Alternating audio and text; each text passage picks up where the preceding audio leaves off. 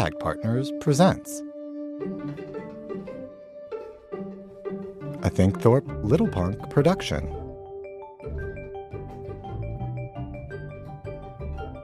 A film by David Thorpe.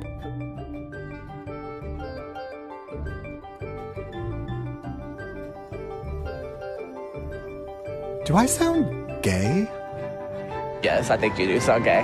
Not as much as I do, but... Yes. Yes. Non. En français, non. In English, I don't know. Yes. Not at all. Really? It's your tone, which is like intellectual, so people can read it as gay. I would have just maybe lumped you in the artsy-fartsy. Sound creative.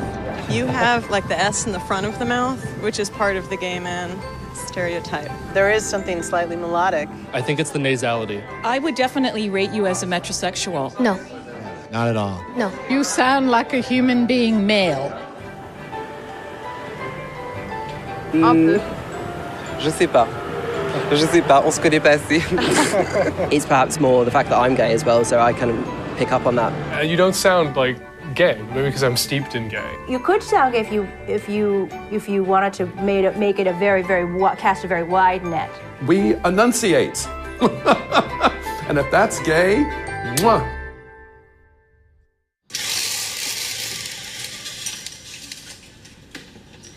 Oh, it's gonna be a beautiful day.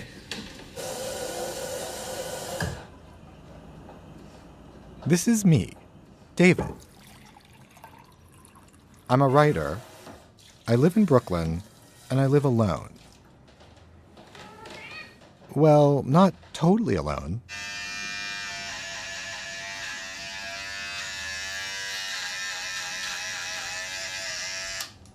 Recently, I split up with my boyfriend, and he moved out. Okay. I'm so excited about today.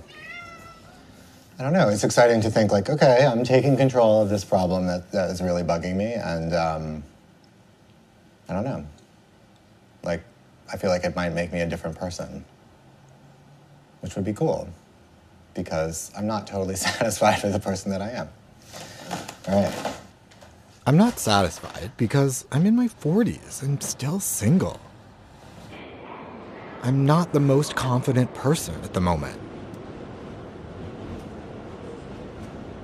Which might be why I've become obsessed with sounding gay.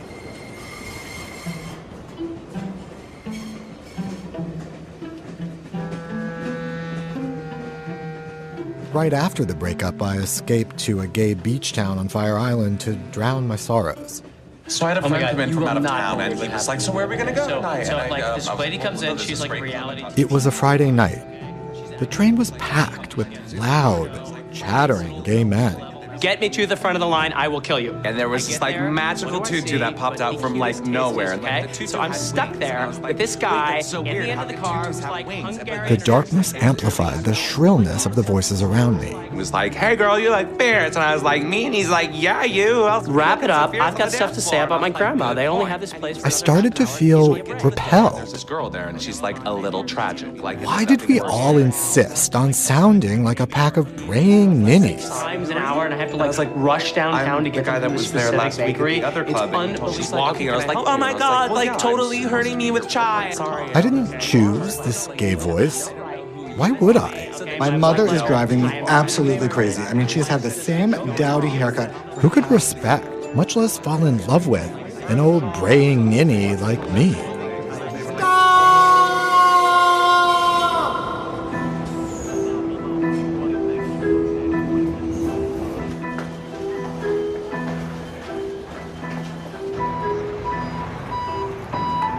I think it's that way.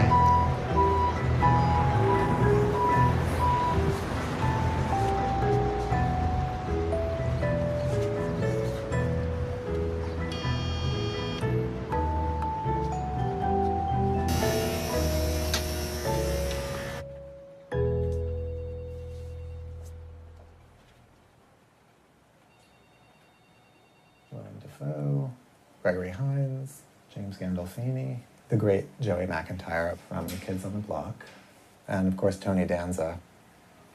Well, this room is definitely very reassuring that that I couldn't be getting better help. Although it does make me feel like I'm learning how to act. Hi, how are you? Hi, David. I'm Susan Sankin. Thanks Nice so to much. meet you. Yeah, you too. We're going to go this way. Okay, great. So as you and I are speaking, I'm going to be doing a phonetic analysis of your speech. Just speak the way you typically would as if you were speaking to a friend. Okay. Sorry, I'm a little nervous, so I hope I talk normally, but Okay. I'm sure I will. So, yeah, I mean, as I've mentioned to you on the phone, I hate the way I talk. I'm a little mystified as to why I talk the way I talk. It's almost like my voice shuts down when I'm nervous, particularly if I have fear about just making myself visible as a gay person. Like, all of this sort of stops moving. Okay. People code switch a lot.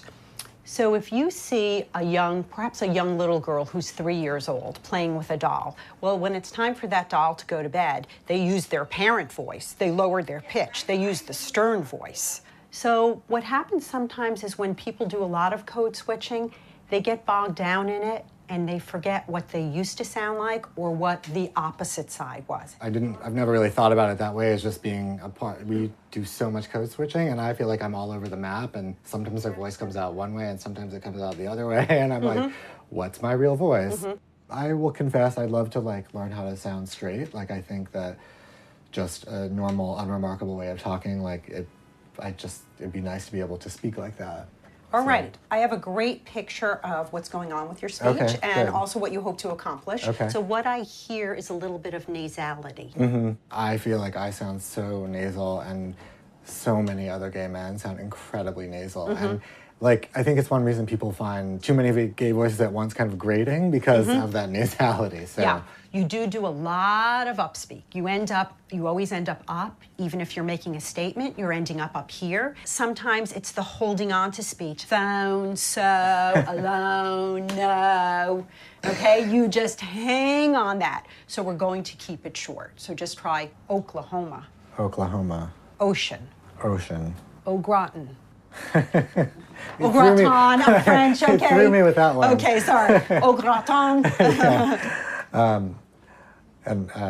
Au gratin. Good. I see that your work really lies in terms of your rhythm and intonation, the sing-song pattern, and in finding the voice that's comfortable for you, that will work for you, so that you can code switch, but volitionally, so that you're not getting stuck. You have a go-to voice. I would love a go-to voice. All right? Excellent. Thank you It was so a pleasure, much. David. Yeah.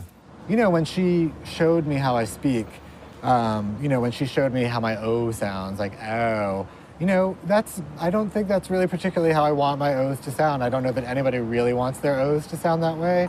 Oakling, Oakum, Oatmeal, Oaxacan, Obang. Nice. The obese ogre owes Mrs. O'Malley some oatmeal. Harry married Carrie and committed harakiri. I wonder when all the gays start to marry, if they're going to start committing harakiri after they marry. Tilapia, halibut. Roberto was aglow that the fish was local. And a bargain to boot. My pants have a jam stain.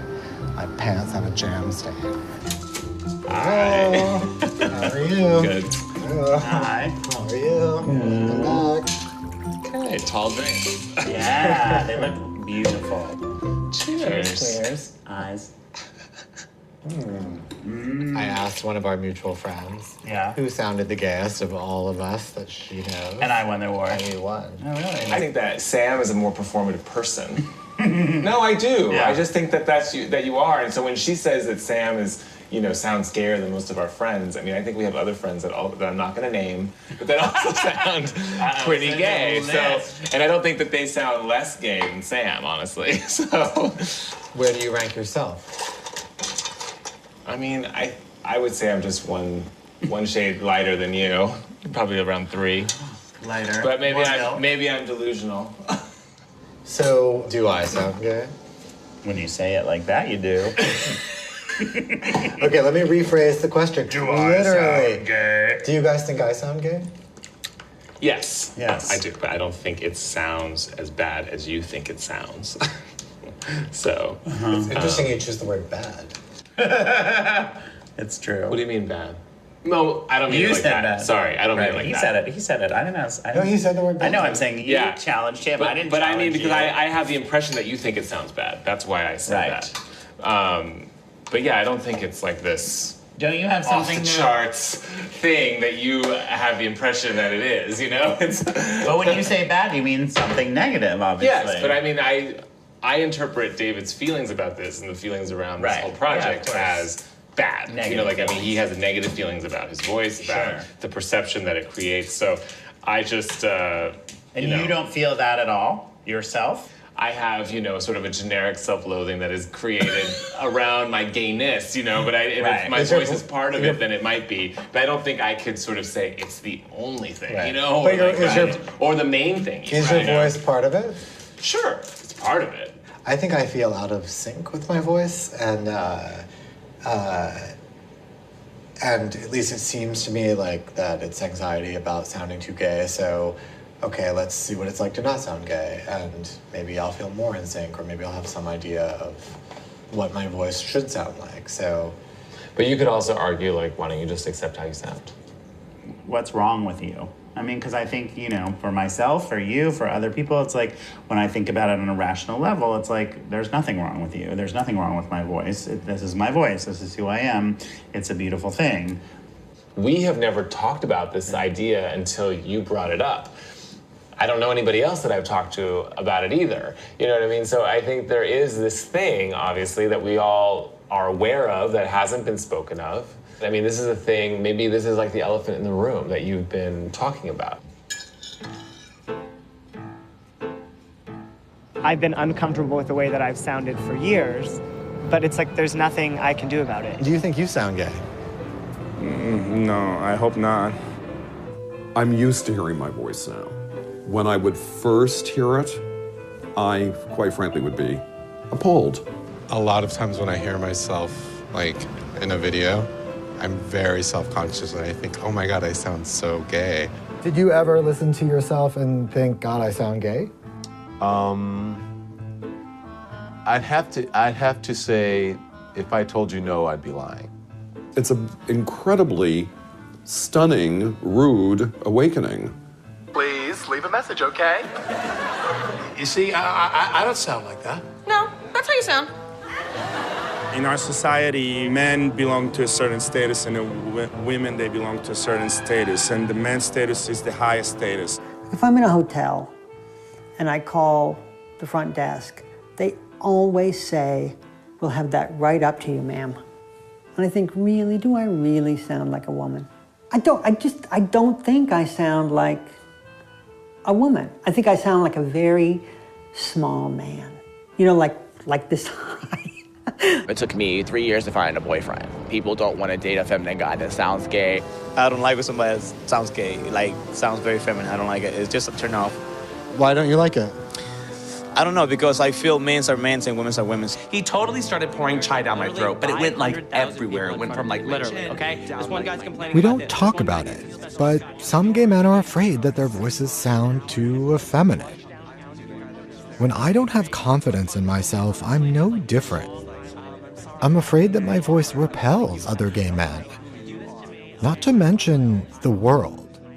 We know exactly what you're about, Mr. Limbaugh. What am I about, sir? Tell me, Mr. Newcathrotty, just exactly what am I about, sir? Morgan said, quote, if his son was gay, he better come home and talk to him like a man and not. He mimicked gay in a high-pitched voice, or he would pull out a knife and stab that little N-word to death. A Ross County student who says he was bullied and beaten for being gay is speaking out for the first time since this videotaped beating went public. Why do you talk like a girl? Why do you walk like that? You're so weird. If I saw two guys blowing each other, and I don't know why I'm watching them do it, but if I just happened, I would be respectful to them. I would, you know, hello, gentlemen, whatever, you know.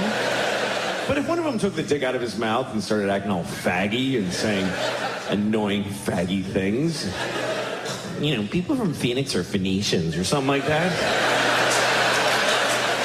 I'd be like, hey, shut up, faggot. Faggot! I know that gay voice. You're not supposed to use those for that. Shut up, faggot. I talk like that sometimes. Didn't mean, like, I would never call a gay guy a faggot unless he's being a faggot. But, You know, people from Phoenix are or Phoenicians. something like that. I'd be like, hey, Shut up, faggot. Faggot!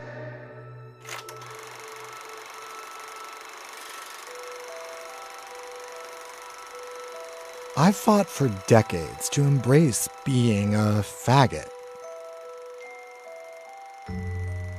I know I should just accept myself as I am. But even now, this voice thing still plagues me.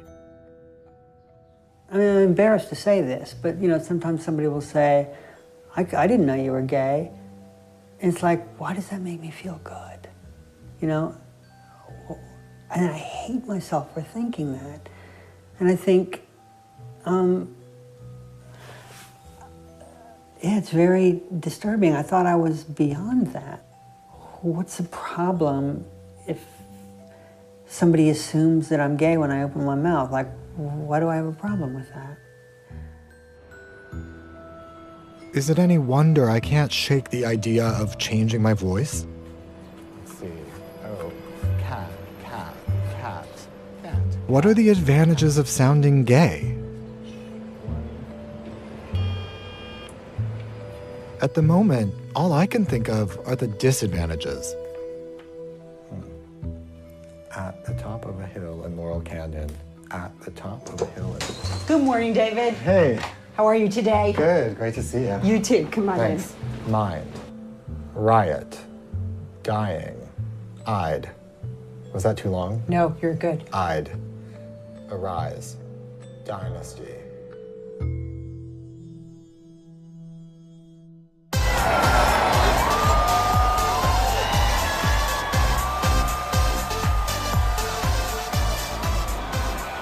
Just as I'm struggling to sound less gay, New York legalizes gay marriage.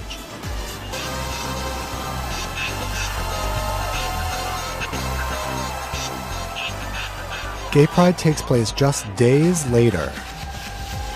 The Grand Marshal happens to be Dan Savage, one of my heroes. Dan! Dan! Dan! Why do you think so many gay men are so self-conscious about sounding gay? A lot of gay men are self-conscious about sounding gay because we were persecuted for that when we were young. You know, when you're young and closeted and trying to pass, you police yourself for evidence that might betray you. And it's how you walk and how you talk, those two things. And so a lot of gay men carry that into adulthood. When I was in high school, when I first started going through puberty, I had a really, really effeminate personality. Like, I watch old family movies, and it's actually really, really painful for me to watch because I was really, really effeminate. And that's the first time that I got attacked for being gay because of how I sounded.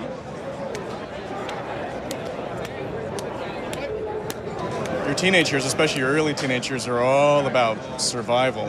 And so I remember changing my voice or trying to sound less gay just to survive high school. And it's kind of sad that it happened that way.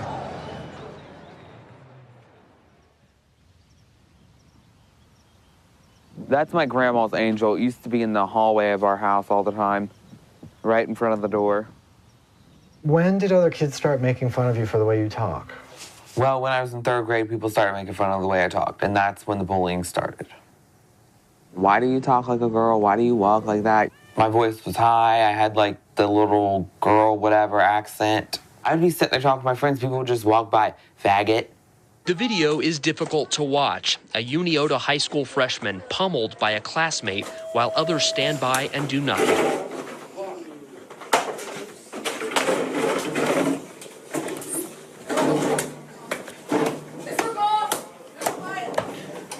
Do you think you get picked on more because you're more effeminate? Because I'm different and I'm not afraid to be. I'm comfortable in my own skin. I'm a diva. They're like, they don't like that. Zachary, why don't you step out for a minute? Why? I don't get to hear nothing. He has his moments where the diva is just his thing. In front of people, he's always so happy and giddy, But he can't hide from me. I see the pain. I know it's there. Many gay adolescents are absolutely right to be very worried about how they sound because it draws violence. It's nice to see that you're like a survivor. Yeah. Destiny's Child.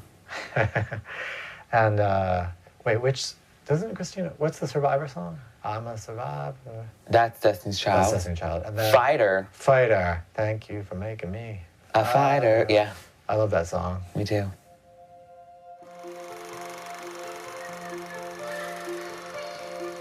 I don't remember what I sounded like growing up. I've sort of blocked out my childhood. I grew up in the Bible Belt in the 1980s. Wow, look at all these. Okay, what am I looking at here? You don't know who this adorable child is?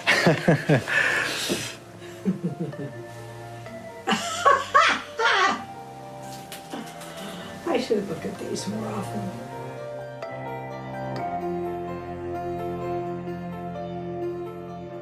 Back then, homosexuality was evil and the cause of a new plague called AIDS. Homosexuals practice sodomy. You do admit homosexuals practice sodomy, don't you? Yes, sir. And that's against the laws of many states, isn't it? Sir, I don't know. And against the code of There's military. nothing gay about these people engaging in incredibly offensive and revolting conduct that has led to the proliferation of AIDS.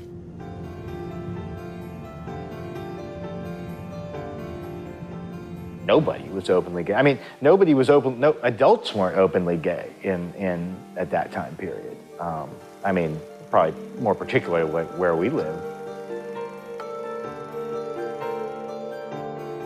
In middle school, I started to get called a faggot. That was a particularly vicious insult at the time. Faggot was always delivered with like an extra oomph. Like, no, I really mean you're a faggot. You know what I mean? I knew what he meant, and I knew what a faggot sounded like.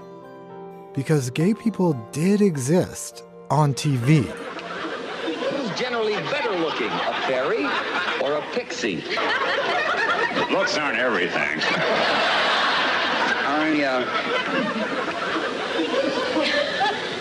I'll go for the fairy.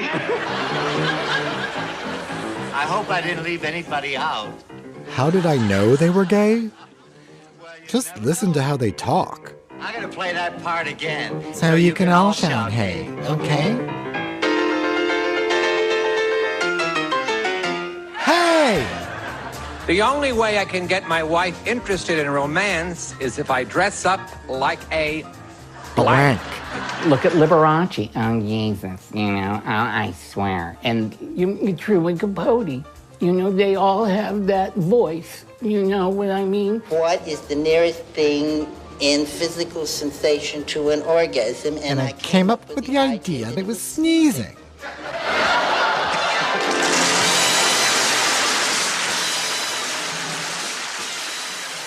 Like the rest of America, I was spellbound by these queer celebrities. Gee, you should have your own show. I have. But I knew it was taboo to resemble them in any way. I cleaned up my act, and I stopped getting called a faggot. So I was really shy as a kid. And partly because I was gay, and I was like, I'll just be quiet and no one will know that I'm here. And, you know, I knew I wanted to fit in. When you were a kid or an adolescent, I had no idea you were gay. Well, it never occurred to me that you were gay. Like, I never even thought in those terms. And I never thought of you sounding like that. We've had this conversation off camera before, but no, you did not sound gay. Yeah. Do I sound gay now? Yes, you do. Were you surprised when I came out of the closet? I was flabbergasted. You always seemed very normal to me. We never dealt with anything like that. I'll never know for sure what I sounded like growing up. There's no hard evidence. I don't have any recordings of my voice, just these Super 8 films my grandfather shot. How and when did I learn to sound gay? Where does my gay voice come from? Every one of us is presented with lots and lots of models of what language should sound like. So we hear men, we hear women, we hear kids our own age, we hear adults, we hear older adults. And in all of these interactions, we have different opportunities to emulate different aspects of those people's speech. My father worked on the railroad, and he and my brother got along, and my brother always wanted to talk to my dad or go to the workshop, and I loved staying inside reading, helping my mother bake, and secretly listening to her phone calls with her girlfriends.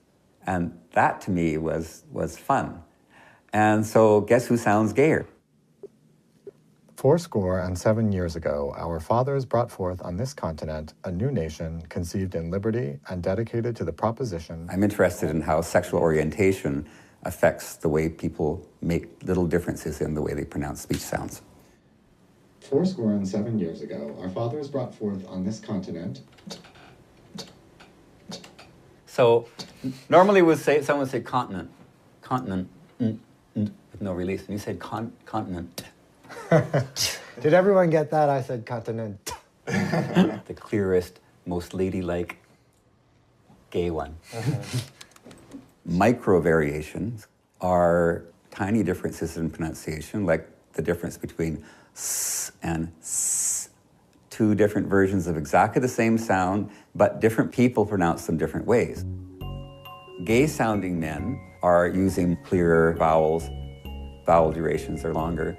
S's longer, L's clearer, over-articulating the P's, T's, and K's.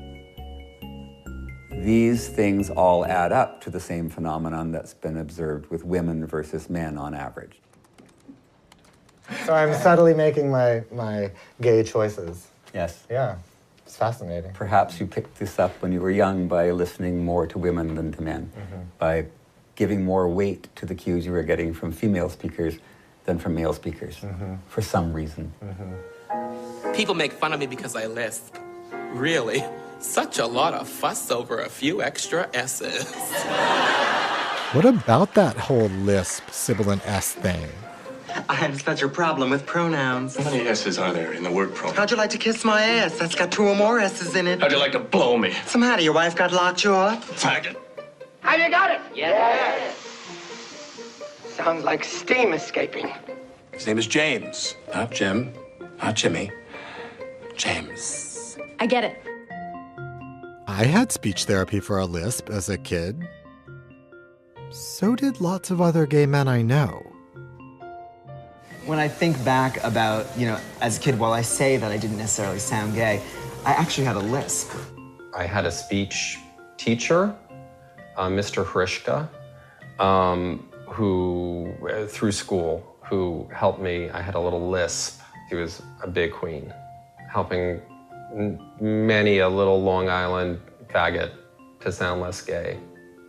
I had a lisp, and so it would be best if I talked like this. And I was so young at the time. It was only later that I realized, wait a minute, like everybody in speech class was gay.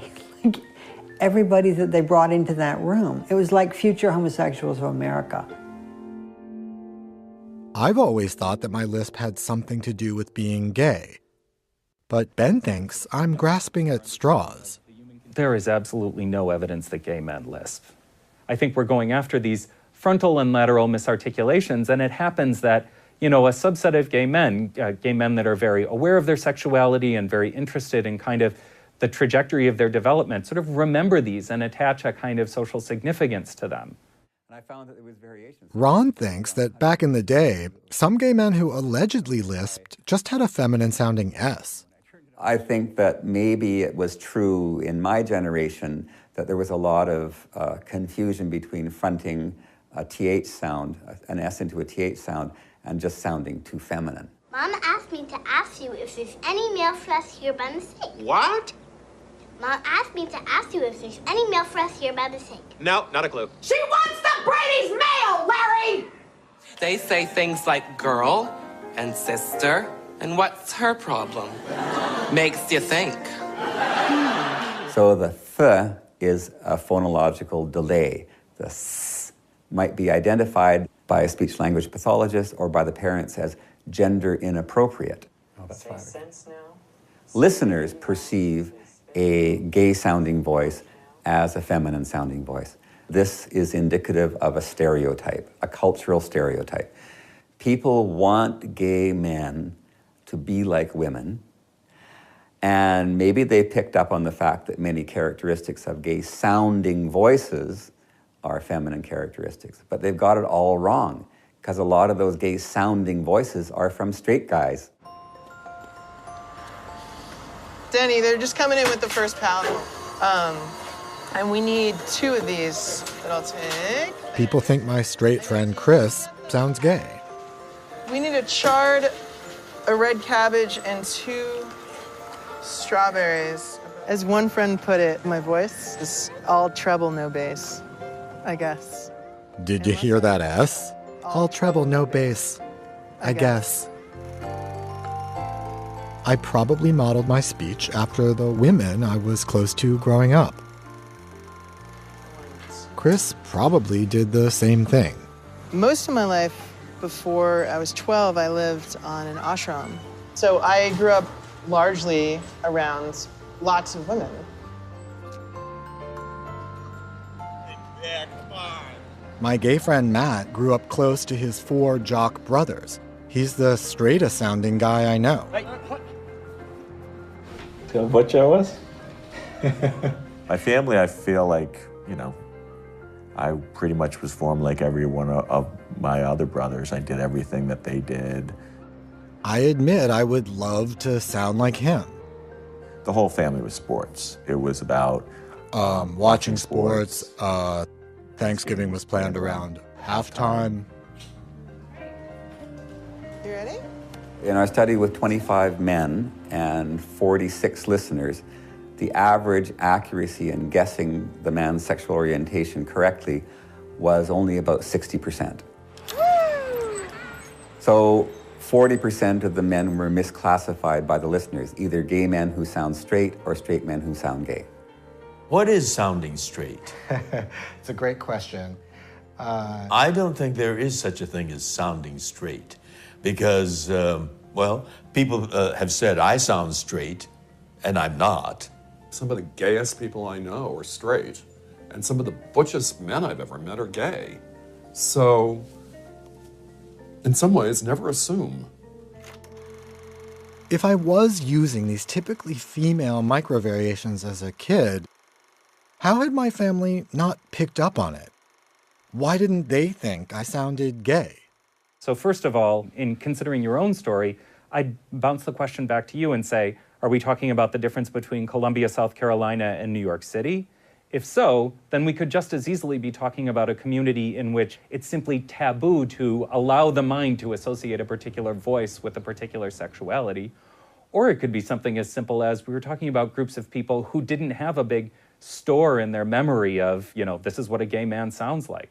Whereas in New York City, someone could say, oh yes, definitely you are in, and never having lived in New York City, I don't know this to be true, but someone could say, oh yes, you are definitely part of the urban gay intelligentsia. Stretch. Stretches. Zzz.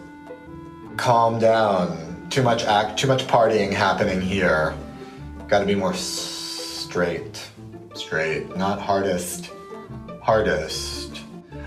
On the other hand, I do think, what the fuck difference does it make if I say, or if I say? It's what I have to say that matters. They say old habits die hard. I'm starting to think they might be right. And thus ends the first exhausting S practice. I'm struggling a bit with my speech. Okay. But I think there's good reasons. Speaking in this standard, confident way requires confidence and requires the feeling that I'm telling you something. I'm not asking you. Right. And just the last month has just been like a difficult month in my life. And, In what? In my life. Go down. In my life. Thank Right. you.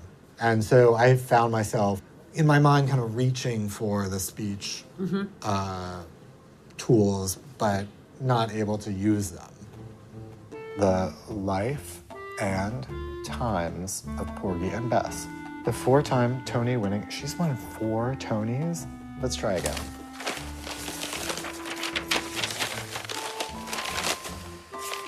One of the guys wants to know how to tell the driver to go fast. Another suggests he say, ciao. Ever since gay marriage passed, I keep getting ambushed by wedding announcements for freshly scrubbed, perfect, happy gay couples in the Sunday paper. I really shouldn't read Sunday Styles.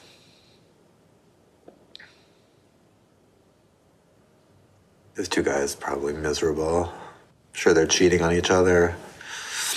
Will do so, and all right, but they really didn't seem like it. Sigh.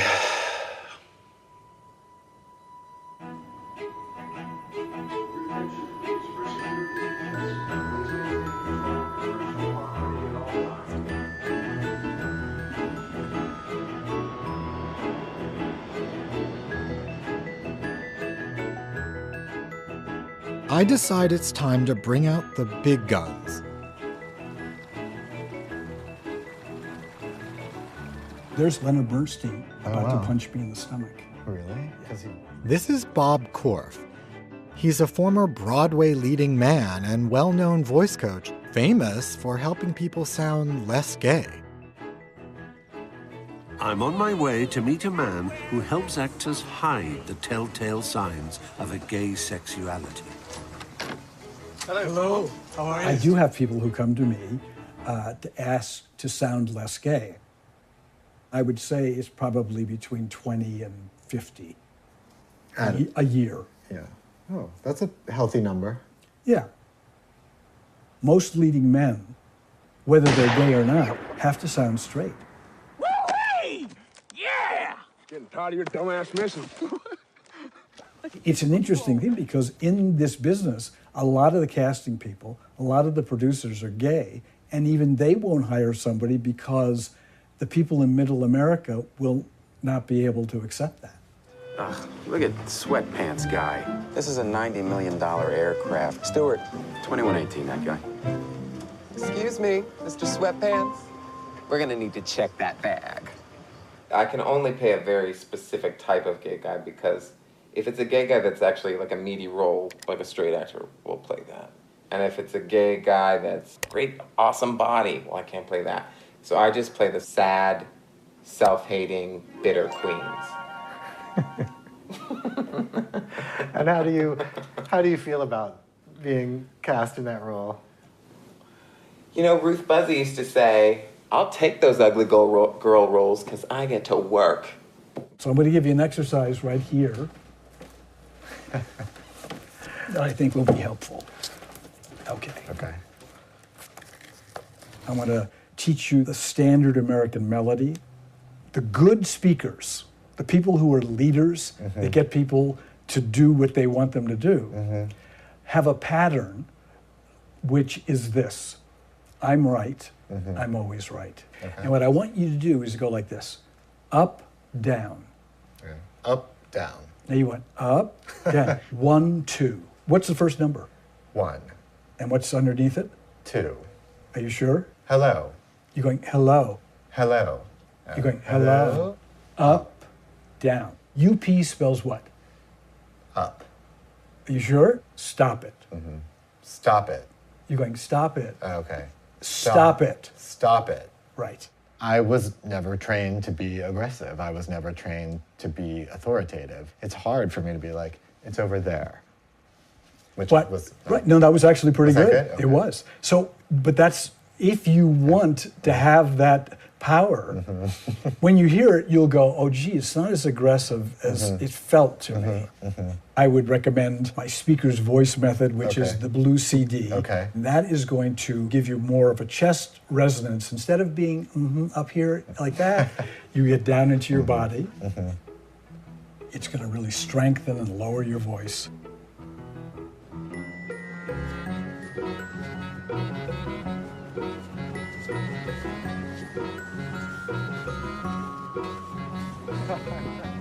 When I'm in LA, I always stay with my pal Kayla.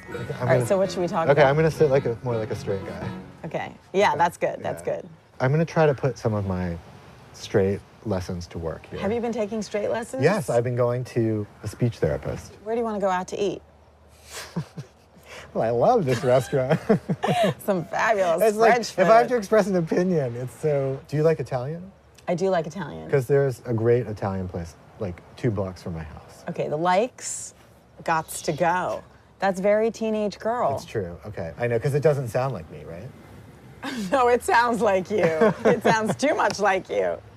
Get your money back. Your voice can change, and I'm going to show you how right now. Say to an imaginary someone on the other side of the room, my name is, give your name. My name is David Thorpe, and I'm going to have a powerful, authentic, and dependable voice. Here's a wonderful tool, something to give your voice power, strength, and authority. In this country, men use the standard American melody more than women do because it gives them a completion. But it's great for everyone, men and women. Now try it with me. Hi, how are you? Hi. Hi, how are you? Which is weird because it sounds more like I'm telling you I've arrived rather than asking you how you are. Hi, how are you? I don't care. Good. Try it again. This is an embroidered pillow. This is a trivet. Those are my Birkenstocks. This is a cat's ear. This is a cat's... As it turns out, I'm not the only one who's thought about being a standard American. Hi, how are you? When I'm speaking with my family, who is this Southern black family, I'm like, hey, how y'all doing? Oh, Mom, I miss you. I'm so hungry. When are you going to feed me? That's the way I grew up speaking. My accent went away when I started working in television, and I started listening to my voice. And I realized that, you know, I didn't necessarily like the way it sounds when it's on tape. It sounds a little bit lazy, and maybe that's a stereotype. Maybe that's part code switching, and maybe that's part of fitting in. Like, my father went to very great lengths to rid himself of an Asian accent. He had a deep sense of shame after being deported, and then always felt like he was trying to catch up and be American and be truly American. It really made me feel the same way, like really determined to not be considered Korean and not have the imprint of the homeland. And so, you know, it really goes underneath, you know, all of that kind of self-hatred and anxiety really gets shoved under, and it can last for generations. Covering is a phenomenon where individuals who belong to stigmatized groups still make an enormous effort to keep that stigma from looming large. This is Lady Gaga. Gays have to cover in a myriad of ways because sexual orientation is not a visible attribute. The voice is, you know, the tell is the voice is what might actually give away to somebody who otherwise would not know the fact that an individual is gay. You know, I work in a very conservative, pretty straight-laced kind of place. At times at work, do you try to sort of talk less gay than you might? I think I try to just be as neutral as possible. I try not to crack too many funnies. I try not to camp it up at all. You know, I think I try to be as straight. Not straight meaning I can't pretend that I'm straight, but meaning I try to just sort of say what I need to say and say it in a very neutral way and try to make it very clear and concise and then move on. So have you ever felt that kind of pressure to cover? That's really a tough question, because I'm sure that I have subconsciously, but I don't feel that I have to speak a certain way around white people. I don't think I have to speak a certain way around black people. I don't think I have to speak a certain way around gay people. And it gets me in trouble a lot because I don't do it. But now that the jury has reached this verdict, one that everyone must accept, it's time now for some tough love. I have friends from home, quite honestly. Some of my relatives will go, "My gosh, you sound like a white guy."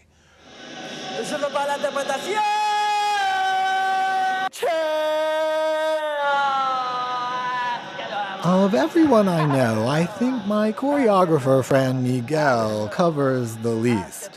One of the things I'm doing is working with a speech coach to learn how, essentially, to sound straight. What do you think about the fact that I'm doing that?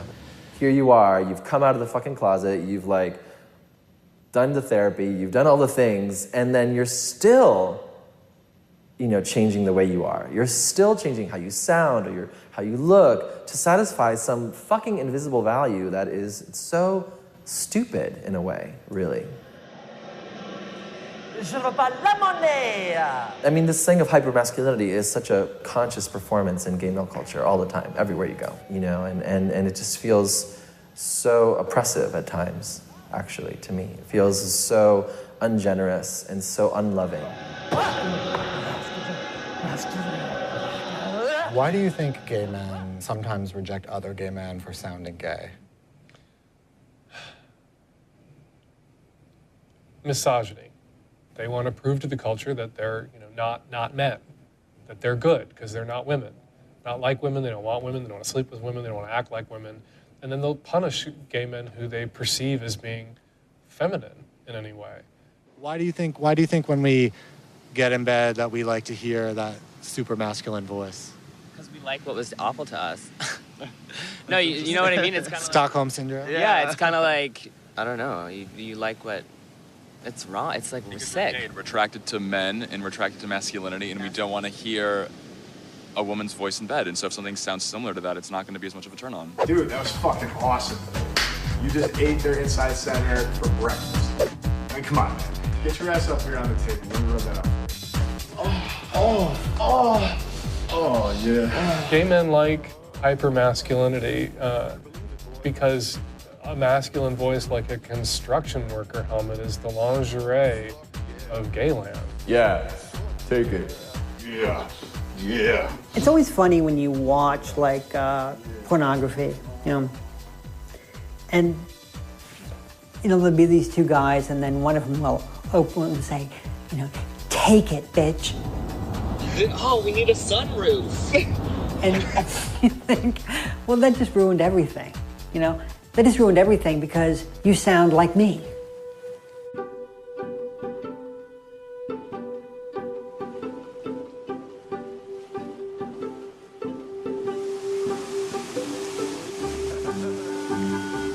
My grandmother's 95th birthday celebration is a welcome relief from everything.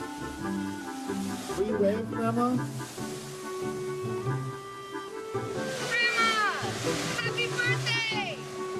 Yeah, Gil, can you wave with your hand there? Hi, Grandma. Happy birthday. Come and look at me. Will you give me a wave, Grandma? Thank you. To my surprise, both Gabby and Gil identify exactly when I started to sound undeniably gay. I was privileged to really get to know you my freshman year in college, which was when you were coming out, and I actually noticed this transformation. I mean, September of 1993, you sounded like a straight boy from an academic family in South Carolina, and by May, you were sounding pretty gay. Interesting. Okay, I didn't know this had happened to me incrementally. You were consciously or unconsciously exaggerating it for a while as you were sort of coming to terms with your identity, etc., but for sure. Right when you first came out, you were sounding super queen, and it reminded me of when I first came out. I went and bought a black leather jacket. It was a signal, and it reminded me of that like you had put on this voice kind of. My voice was my black leather jacket? Yes. Later, I found out that my childhood pal Michelle also noticed my college transformation. I remember talking to you and going, God, his voice has changed. To me, I'd actually felt like you were trying to advertise that you were gay. And I was a little annoyed because I was like, well, you didn't speak that way 3 years ago. It bothered me that your voice had changed. I didn't give a shit that you were gay, but it bothered me that you changed your voice. Yeah. I mean, I guess I'm getting used to it. Like, if I'd known you and you always spoke this way, I wouldn't think about it. It would just be you. Yeah. But the fact is, for 17 years, it was a different you. Yeah. And so for me, this was like an imposter's voice. When I first started speaking to you, I didn't feel comfortable with your voice. Yeah. In college, I finally found the courage to come out. I don't remember consciously trying to sound more gay. I do remember aspiring to the role of the witty, aristocratic homosexual. I had spent so long feeling scorned. It was time to scorn back.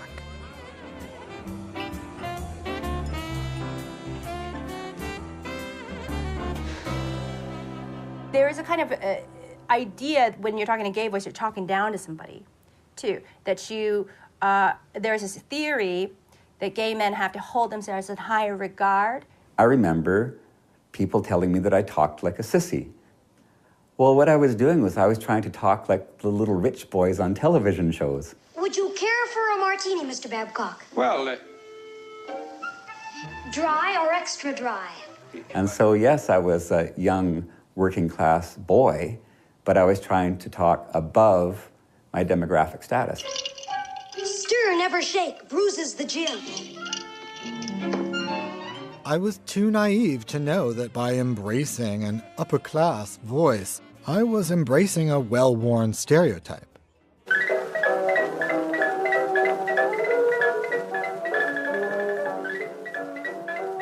Well, for goodness sake, I'm all at Twitter.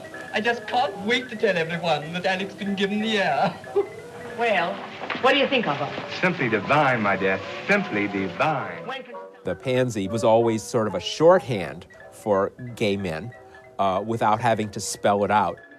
The visual shorthand was the first thing, but the voice almost always followed it up. Well, I don't know anything about that, dear Duchess. But you don't get it into your dancing. That's what I said the other day to the dear Countess of Twickenham. The pansy was a very kind of wise, knowing character. You could see it, or hear it, as something to emulate, because he did seem to kind of be on top of most situations. I grew up in your typical middle-class suburb, but my voice tells a different story. You sound educated and cosmopolitan and refined. So if you think about that in the context of our culture, you're a man who sounds educated and cosmopolitan and refined, that's going to equal gay for most listeners. Well, I get told that I'm kind of languorous, like I draw out my vowels. Oh yeah, because you have the time to, because you're in the class of society which allows you to linger over things like vowels and. I mean, I never just ask why. It's why. Exactly. But it's to give it more emphasis too. Why? Like, your way of speaking to me connotes, like, the subtext of, like, the learned gay character.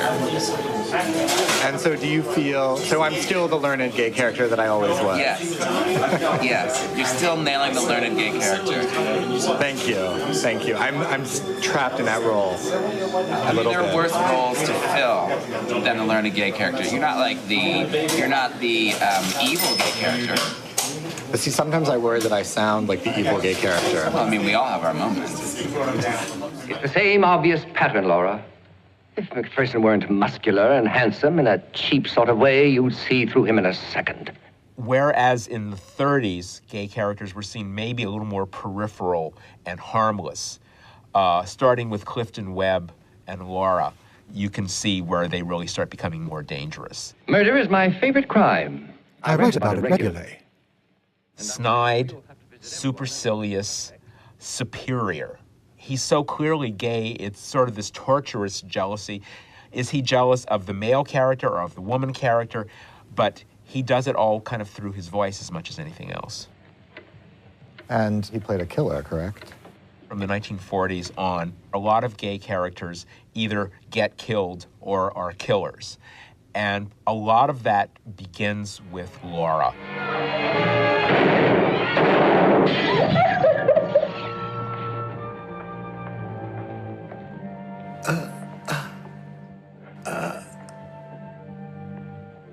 Goodbye, Laura. Peter Pan will be blasted out of Neverland forever. Captain Hook was sort of a Clifton Webb type character. And so there was this in Peter Pan, and it kind of got carried across the next decade to The Jungle Book. I thought perhaps you were entertaining someone up there in your coils. Coils? And of course, Shere Khan is evil. After Shere Khan, you get a few more of the male characters. Oh, my dear Bartholomew, I'm afraid that you have gone and upset me. You know what happens when someone upsets me. Perhaps I can divine a solution to this thorny problem. Oh, I shall practice my curtsy. These voices of the Disney villains, which sort of have gay or proto-gay qualities to them. If you think of very, very young children, you know, they could be growing up with the idea that real evil or villainy can be connoted by a gay man's voice. Well, as far as brains go, I got the lion's share, but when it comes to brute strength, I'm afraid I'm at the shallow end of the gene pool. There's one in every family, sir. Just really quickly, I want to say I had a breathing breakthrough this morning, and I think I'm starting to feel how to raise and lower my diaphragm. 1, 2, 3, 4. No. Susan and Bob's exercises are supposed to make me sound more standard. But I just find myself in awe of how my voice works. La, la, la. Resonation, throat, larynx in the middle of the throat. I'm going to be moving that larynx up and down and all around. Apparently, my stomach has decided to get in on the action and develop a strong, powerful, authentic voice of its own.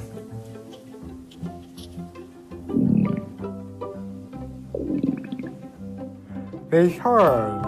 He looked down at her, and she looked up at him. So maybe a breakthrough.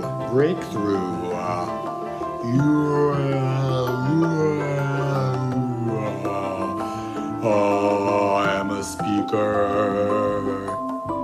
So, have you guys noticed that my voice has changed at all? Is that a trick question? No. Yeah, I haven't. I don't know. Not really. Maybe when you're practicing your exercises with us. When were you practicing? When was he practicing his exercises? After he went to the speech therapist. Oh, I mean, I thought you were just sort of demonstrating how it worked. I didn't think that was practice. Right. You didn't think it was real?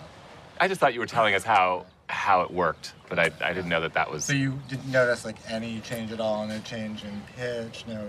I noticed a change in your spirit.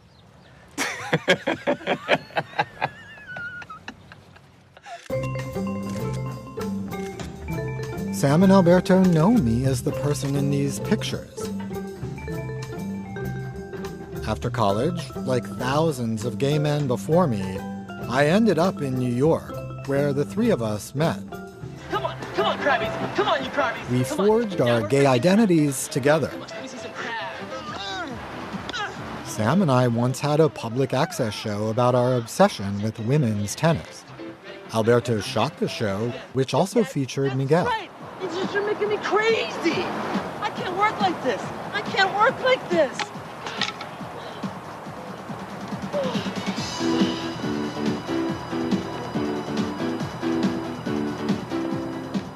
If there's a bunch of people who hang out together, they tend to sort of sing similar language, similar tone of voice, similar phrases. Men can learn how to sound gay from being with gay men.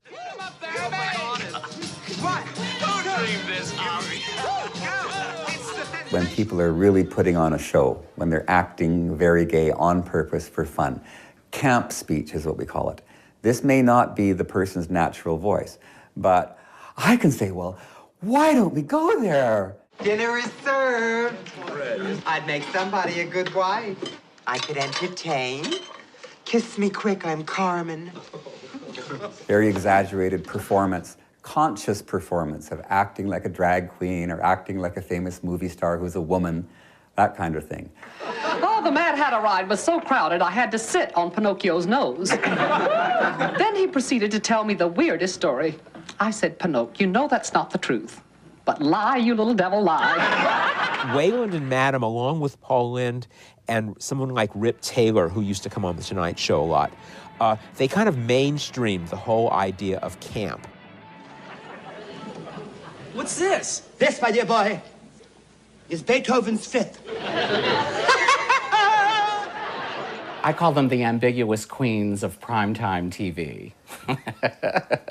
Who are you? You with eyes that burn like the desert sun. The greatest sheik in all Arabia. Why are you wearing that earring? Because I'm a very chic sheik. That's why they call me Florence of Arabia. Paul Lynde, in 1976, was on television almost 200 primetime hours in the season. He was bigger than John Wayne. When a man falls out of your boat and into the water, you should yell, "Man overboard." Now, what should you yell if a woman falls overboard? Full speed ahead. It was never said, nor it would have ever been said, that he was gay. But between the way he said his lines and the quality, the content of his lines, you knew. And, you know, for years he was considered the funniest person on television. When I was a kid, I was terrified that I might sound like any of these flamboyant queens. Mom, I could have been a huge tennis star if you'd only pushed me a little harder. What do you mean I didn't like the sun? I love the sun. Those shoes were hideous. They don't complain. As a freshly minted gay man, I learned how camping it up could be liberating. When I started doing the Howard Stern show, and I used a simple, he does some outrageous things or makes some outrageous statement, and sometimes the only retort to that is, "Oh my." George, it's simple and easy, and you can do it in your pajamas from the comfort of your own home. Oh my. Consciously or not, we still use parts of these voices and these images in our everyday lives, in our persona, without knowing. Cheers. Cheers. So you feel like you perform your gayness more than I do, and your voice is part of that? I mean, I don't think about it as I'm performing my gayness. I think about I'm being like fucking hilarious with my voice.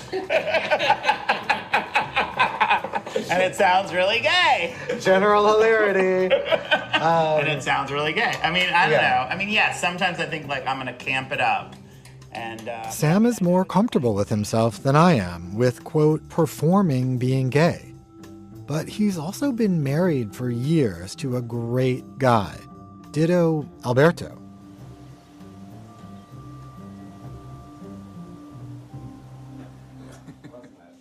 Hugh, my boyfriend, we've been together for 22 years. Now, Hugh does not sound anything like I wanted my fantasy boyfriend to sound like, But I love him, and I wouldn't, that's all part of the package. I could identify sounding gay. I think the first time I heard my voice recorded, I was shocked. I was a little kid, it sounded like Shirley Temple. But he can also fix everything. He could redo the wiring in this house, he can solder the pipes together, he can, so really on the masculinity scale, he wins. Even with that voice, he still wins. One of the things that I loved about George is he loves me for who I am, and my voice comes as part of my package. And at times I've thought it's not a good thing to have this kind of voice, but George has reinforced over the decades that we've been together that who the hell am I? Who the hell are they to critique me for my voice, so I've gotten used to it. Hugh could beat me. He could set me on fire while I was asleep. I will never, ever leave him. You know what I mean? Because I do not ever want to be single again. Like, I don't ever want to have to go on a date again. I don't ever want to have to set foot in a gay bar ever again. None of it. Putting aside the terror of being single, I can see that the men in these happy couples didn't ask each other to change. Instead, they became more themselves. It's that insecurity that you have in yourself that makes you conscious of the way you sound. This is an issue that should be discussed. People should become aware of the fact that we are pioneers in our time in changing societal perception of what it means to be gay. Gay, straight, black, white, marriage is a civil right. Gay, straight, black, white, marriage is a civil right. In 2005, Arnold Schwarzenegger vetoed marriage equality. I was still closeted, but on the 11 o'clock news, I saw young gay kids, men and women, marching on Santa Monica Boulevard. And I felt I needed to speak out, and my voice needed to be authentic. And so that's when I spoke to the press for the first time as a gay man. So the fearlessness of those young people inspired you. Exactly. To speak out.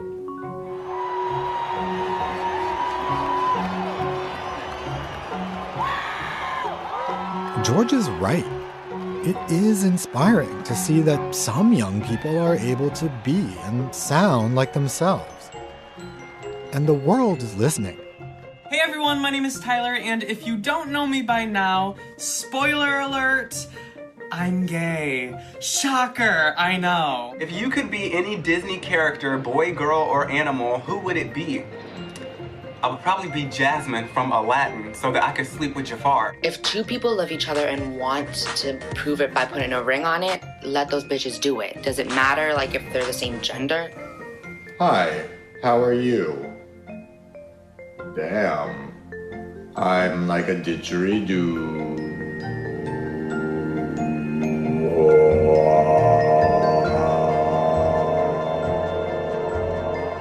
Finally, after months of training my voice, everything falls into place.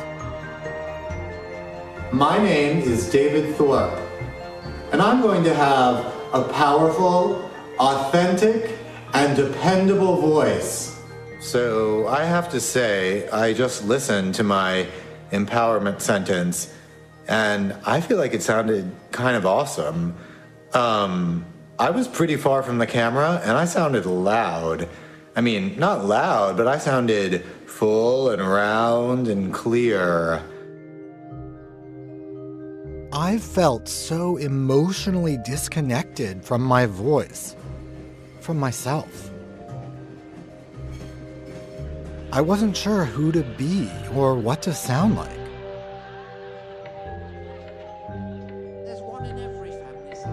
It never occurred to me that I was physically disconnected from my voice, from myself.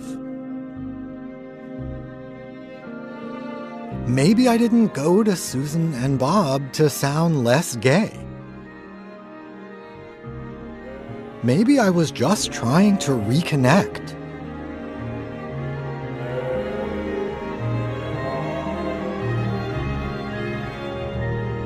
Do you notice any difference in my voice since I saw you in LA? Yes, it's lower and deeper and more confident. Yes, definitely. You know, I was trying to sleep and you all three of you were talking. Sounding masculine. Sounding masculine, no. But your voice was sort of like coming through the earplugs. It was like this very... Yeah. It was like... I mean, it still sounded like a lady talking. A handsome lady. A lady with a beard. People with AIDS under attack, what do we do? People with AIDS under attack, what do we do? Fight back! Healthy, safe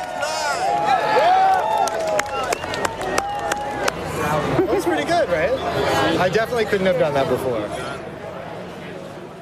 I found a stronger voice. Cheers. Thanks for coming. To you.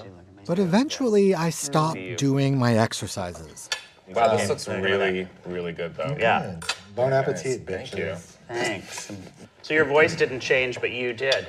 You know, my voice did change. Like, my voice definitely got stronger, but the gay did not change. And that ain't changing.